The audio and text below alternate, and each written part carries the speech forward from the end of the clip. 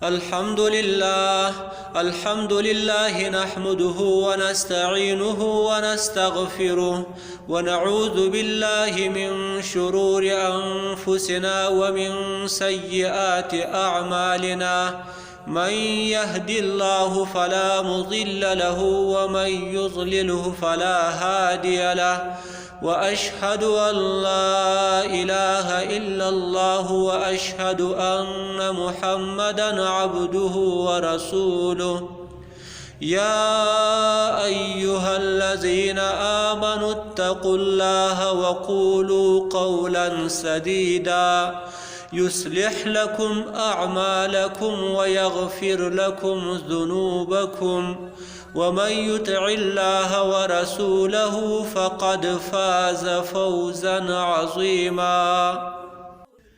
اللہ تعالیٰ نے تمام مخلوقات کی طرح بنی نوع انسان کے اندر بھی مذکر و مونس یعنی مرد و عورت کی دو صنفیں رکھی ہے، اور اس تفریق میں اللہ تعالیٰ بہتر جانتا ہے کہ کتنی مصلحتیں اور حکمتیں پوشیدہ ہے۔ مرد و عورت کی جسمانی ساخت کے فرق کے علاوہ ان کی گفتار، بول چال، صلاحیت و توانائی، کام کاج اور صفات اور خوبیوں میں بھی اس قدر واضح اور نمایاں فرق ہے جو کسی ادنا ذی شعور پر بھی مخفی نہیں۔ لیکن اس تمام تر فرق کے باوجود بھی عورتیں مردوں ہی کی طرح احکام شریعت کی مکلف اور ان کی ادائیگی کی پابند ہے۔ اللہ تعالیٰ نے عورتوں کو ان کی مناسب حال احکامات دیے جن پر عمل کر کے وہ بھی اپنی دنیا و آخرت کی دائمی کامیابیوں کو نہایت آسانی کے ساتھ حاصل کر سکتی ہے، بلکہ مردوں کے مقابلے میں انہیں شریعت کے احکام میں بہت سی رخصتیں اور آسانیاں دی گئی ہے۔ چنانچہ مردوں کے مقابلے میں عورتیں کم اور تھوڑی سی محنت کے ذریعے زیادہ اور کثیر عنایات ربانی کو حاصل کر سکتی ہے۔ جنت تک رسائی ان کو سہل اور آسان بنا دیا گیا ہے۔ بس ضرورت صرف اتنی سی ہے کہ ان اوصاف و کمالات کو سیکھ کر اپنایا جائے جس کا شریعت نے ایک عورت سے مطالبہ کیا ہے، اور ایسی خامیوں اور کوتاہیوں سے اتلوسہ گریز کیا جائے جس کو شریعت نے شجرہ ممنوعہ قرار دیا ہے۔ قرآن و حدیث میں عورتوں کی بہت سی اچھی اور عمدہ صفات ذکر کی گئی ہے جن کو اپنا کر زندگی سنوار سکتے ہیں۔ پہلی صفت مسلمان اور مومن ہونا۔ سب سے اہم اور بڑی صفت ایمان ہے، کیونکہ ایمان نہ ہو تو انسان جانوروں سے بھی بدتر ہوتا ہے۔ یہی وجہ ہے کہ نبی کریم صلی اللہ علیہ وسلم نے مردوں کو زوجہ مومنہ کے حصول کی تلقین فرمائی ہے، چنانچہ ارشاد فرمایا ہے لِيَتَّخِذْ أَحَدُكُمْ قَلْبًا شَاكِرًا وَلِسَانًا ذَاكِرًا وَزَوْجَةً مُؤْمِنَةً تُعِينُ أَحَدُكُمْ عَلَىٰ أَمْرِ الْآخِرَةِ، یعنی تم میں سے ہر شخص کو چاہیے کہ شکر کرنے والا دل رکھے، ذکر کرنے والی زبان رکھے، ایسی مومن بیوی رکھے جو آخرت کے کاموں میں تمہاری مدد کرے۔ چنانچہ عورت ایمان والی ہونا ضروری ہے۔ ایمان کیا ہے؟ الایمان ان تؤمن باللہ وملائکتہ وکتبہ ورسلہ والیوم الآخر وتؤمن بالقدر خیرہ وشرہ۔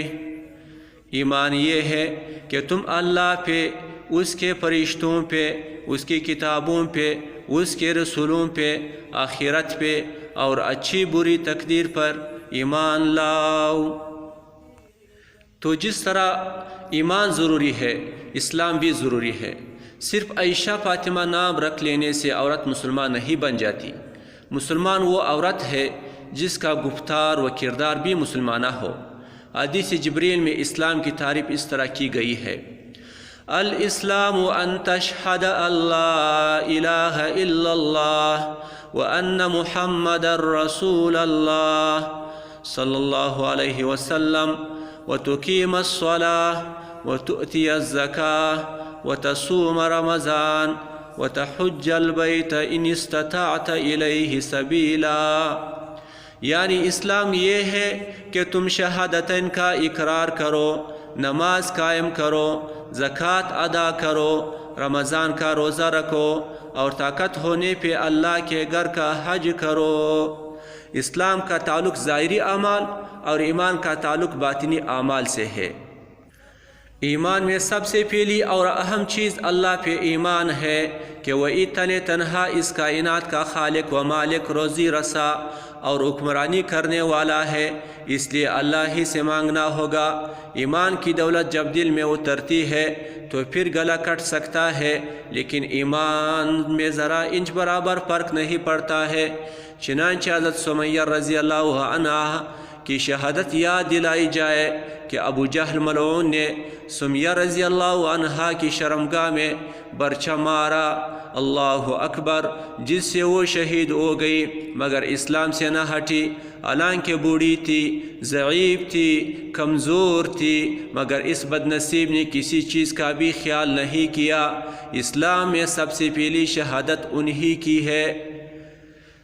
لہٰذا اگر ہم نے اللہ کی رضا حاصل کرنی ہے تو سب سے پہلے ایمان کو مضبوط کرنے کی کوشش کریں گے اور اس میں کسی قسم کی کمی نہیں آنے دیں گے۔ اللہ تعالیٰ ہم سب کا حامی و ناصر ہو۔ وآخر دعوانا ان الحمد للہ رب العالمین۔